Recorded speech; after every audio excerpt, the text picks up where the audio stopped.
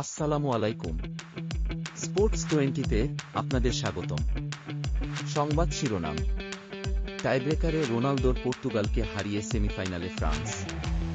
কে যাবে সেমিফাইনালে, Cristiano Ronaldo না কিলিয়ান এমবাপ্পে? ফ্রান্স এই কঠিন সমীকরণের বাঁচা মরার লড়াইয়ে যেকোনো একজনের জন্য বিদায় নিতে হবে। এমন যখন সমীকরণ, তখন 8 বছর আগে ইউরোর ফাইনাল খেলা এমবাপ্পের ফ্রান্স ও CR7 পর্তুগালের নানা সমীকরণ।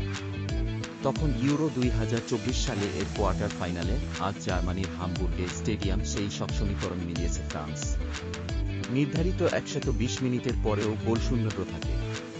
টাইব্রেকারে পর্তুগালকে 5-3 ব্যবধানে হারিয়ে সেমিফাইনাল নিশ্চিত করে ফ্রান্স। এটিই ক্যারিয়ারের শেষ ইউরো বলে আগেই ঘোষণা দিয়ে রেখেছিলেন পর্তুগিজ তারকা ক্রিস্টিয়ানো রোনালদো। ফ্রান্স টাইব্রেকারে পর্তুগালের টুর্নামেন্ট থেকে বিদায়ের সঙ্গে ঘটেছে রোনালদোর ইউরো অধ্যায় শেষ হল। ইউরো 2024 সালে এর মঙ্গলবার প্রথম সেমিফাইনালে স্পেনের মুখোমুখি হবে ফ্রান্স। সেমিফাইনাল নিশ্চিতের পর ফ্রান্সের উল্লাস। ধন্যবাদ আমাদের সাথে থাকার জন্য। আল্লাহ হাফেজ।